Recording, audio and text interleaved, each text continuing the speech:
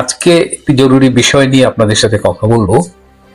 যে বিমানে করে বাংলাদেশের প্রধানমন্ত্রী জননেত্রী শেখ হাসিনা ভারতে গিয়েছিলেন, সেই বিমানে করেই সসম্মানে তিনি আবার ফিরে আসবেন। যদিও অনেকেই চায় না তিনি ফিরে আসুক, তারা চায় শেখ হাসিনার অবর্তমানে প্রয়োজনে বাংলাদেশ আওয়ামী লীগকে নিষিদ্ধ ঘোষণা করে তারা একটা নিজেদের মতো পাতানো নির্বাচনের মাধ্যমে ক্ষমতার সিংহাসনে আরোহণ করতে চান। এই স্বপ্নটা অনেকেই দেখছে। Minus Awami League, minus Sheikh Hasina is easy, ক্ষমতা পৌঁছে যাওয়ার। সেই ক্ষমতা দেখছে একদিকে ডক্টর ইউনূস নির্বাচন ছাড়াই তিনি 4-5 বছর ক্ষমতায় থাকতে চান। এটা তার যে সাগরেদ আছে এনসিপি, ন্যাশনাল সিটিজেন্স পার্টি, তারা প্রায় দেখবেন একদিকে ইউনূস যখন চাপে পড়ে তখন ডিসেম্বরে ইলেকশন করে, আর যে একটু চাপটা রিল্যাক্স হয় তখনই দেখবেন এনসিপির বিভিন্ন শিশু নেতারা লাফালাফি শুরু করে দিচ্ছে। 5 বছর থাকবে, 4 বছর থাকবে, যে যার মতো থাকতে চাইছে।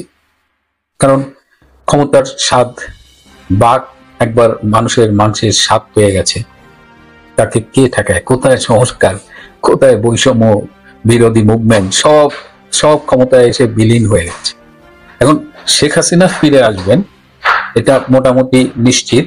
শেখ হাসিনা ফিরে আসলে তিনি কোথায় থাকবেন সেটা নিয়ে একটা আলোচনা ছিল। প্রথমে ধারণা করা ছিল তিনি গোপালগঞ্জ বা টুঙ্গিপাড়া থাকবেন, কিন্তু গোপালগঞ্জ বা টুঙ্গিপাড়ায় তার সিকিউরিটি রিস্ক, যে নিরাপত্তার ঝুঁকি, সেটা থেকেই যাচ্ছে। সুতরাং আরো বেশি সিকিউর জায়গা তার জন্য খোঁজা হচ্ছে এবং ঢাকায় মোটামুটি নিশ্চিত তিনি কোথায় থাকবেন এবং তিনি ফিরে এলে সেই সিকিউর জায়গাতেই থাকবেন। শেখ হাসিনা ফিরবেন এটা মোটামুটি নিশ্চিত।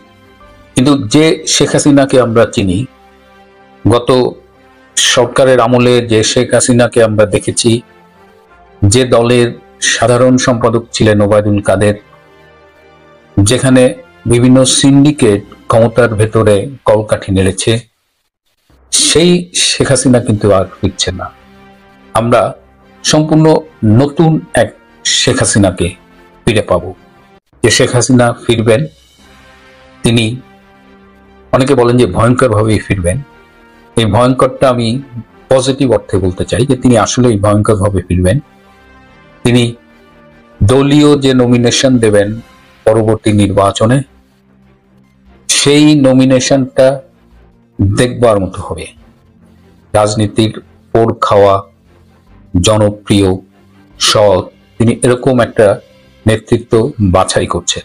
বাংলাদেশের রাজনীতির কনটেক্সটে জয়লাভের সম্ভাবনাকে মাথায় রেখে তিনি রাজনীতির সৎ, মেধাবী নেতাদের এবার মনোনয়ন দেবেন।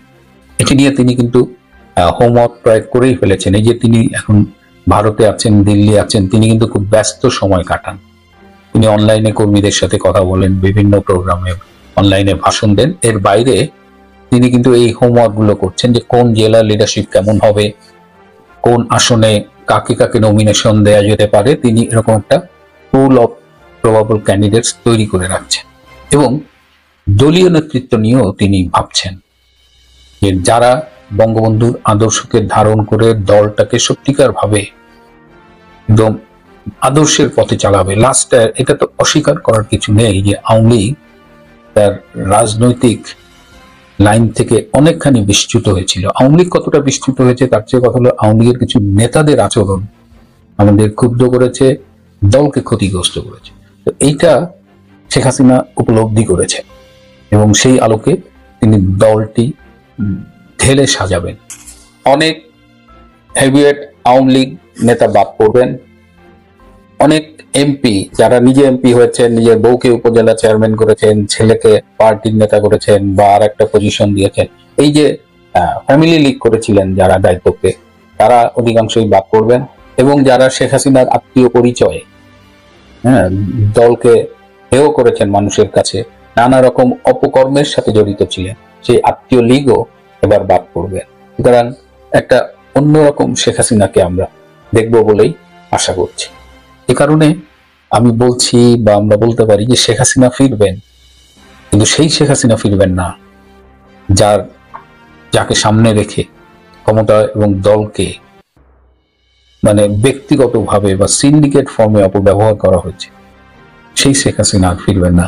এবার শেখ হাসিনা ফিরবেন সেই প্রকৃত শেখ হাসিনা, যাকে আমরা চিনি, বঙ্গবন্ধুর কন্যা শেখ হাসিনা, জননেত্রী শেখ হাসিনা এবং সৎ ও আদর্শের নেতা শেখ হাসিনা। তিনি ফিরবেন এবং তার নেতৃত্বেই বাংলাদেশ আবার তার এই মুহূর্তে যে পথচ্যুতি, সেখান থেকে আবার সে পথে ফিরে আসবে, উন্নয়ন যাত্রায় ফিরে আসবে। এবং ডক্টর ইউনূস এই যে ষড়যন্ত্র করছে, চক্রান্ত করছে, দেশ ধ্বংসের একটা ঠিকাদারি নিয়ে নেমেছে, সেটা খুব তাড়াতাড়ি বন্ধ হয়ে যাবে।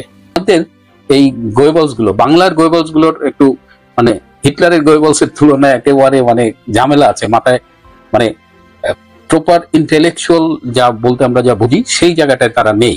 কোনো একটা ঘটনা ঘটলে কেন ঘটলো, কার্যকারণ তারা দেখে না, তারা একটা সুপারফিশিয়ালি আপনাকে দেখায়। ইউটিউবে তারা সুপারফিশিয়ালি দেখায় এবং এমন ভাবে দেখায় যেটা আপনার পক্ষে যায়, কিন্তু তারা কখনো কার্যকারণ বিশ্লেষণ করে না। এবারের ঈদ নিয়ে তারা এমন একটা উচ্ছ্বাস তৈরি করেছে ইউটিউবে, বিভিন্ন সামাজিক যোগাযোগ মাধ্যমে, যে এবারের ঈদের মতো দ্রব্যমূল্য আর কখনোই নিয়ন্ত্রণে থাকেনি।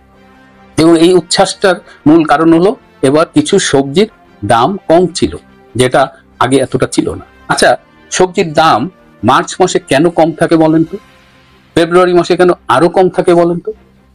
এর কারণ যে আমাদের সবজিগুলো অধিকাংশ উৎপাদিত হয় মূলত শীতকালে, এবং শীতকালে যখন উৎপাদিত হয় স্বভাবতই এর দাম কম থাকে, যার ইম্প্যাক্টটা বা ইফেক্টটা আমরা ফেব্রুয়ারি মার্চ মাসে দেখি। এই যে এবার রোজায় যে সবজির দাম কম ছিল, এটা হলো যে উৎপন্ন হয়েছে এবং এটা খুব স্বাভাবিক একটা ফেনোমেনা। এইটার কৃতিত্ব দেখলাম আমাদের বাংলা গোয়েবলস গুলোকে, এই ইউনূসের চামচাগুলোকে দেখলাম যে এইটার কৃতিত্ব এই সিজনাল ভ্যারিয়েশনের কারণে যে প্রাইস কম, সেটার কৃতিত্ব তারা ইউনূসকে দেওয়ার জন্য উঠে পড়ে লেগেছে। আচ্ছা, সব সবজির দাম কম ছিল? চারটা লেবুর দাম তাহলে কেন 100 টাকা ছিল? শশার কেজি কেন 100 টাকা উঠলো? লাউ কেন 80 টাকা? সয়াবিন তেলের দামে এবার একটু আসি। রমজানের শুরুতে কিন্তু সয়াবিন তেল মার্কেট থেকে টোটাল হাওয়া হয়ে গেছিল। পরে এটা যখন ফিরছে, ব্যবসায়ীরা 20 টাকা দাম বাড়াতে চেয়েছিল পার লিটার, তো আলটিমেটলি অ্যাটলিস্ট 8 টাকা বেশি দামে পার লিটার বিক্রি হয়েছে। চালের দামের খবর কি? চালের কেজি যেটা একদম মিনিমাম 60 টাকা 65 টাকা, সেটাও 85 টাকায় উঠেছে, 90 95 100 টাকার কাছাকাছি উঠেছে, যেটা কম পক্ষে কেজি প্রতি 20 টাকা বেড়েছে। অথচ দুবাই একটা চাল আমদানিকারক দেশ, দুবাইয়ে কোনো ধান টান চাল হয় না। দুবাইয়ে গত বছর 10 কেজি চালের দাম ছিল 36.5 দিরহাম। এবার দুবাইয়ে সেই চালের দাম 10 কেজির দাম 24.5 দিরহাম, 12 দিরহাম কমেছে 10 কেজিতে। ওয়ারাজ বাংলাদেশে এই চালের দামটা অনেক বেড়েছে।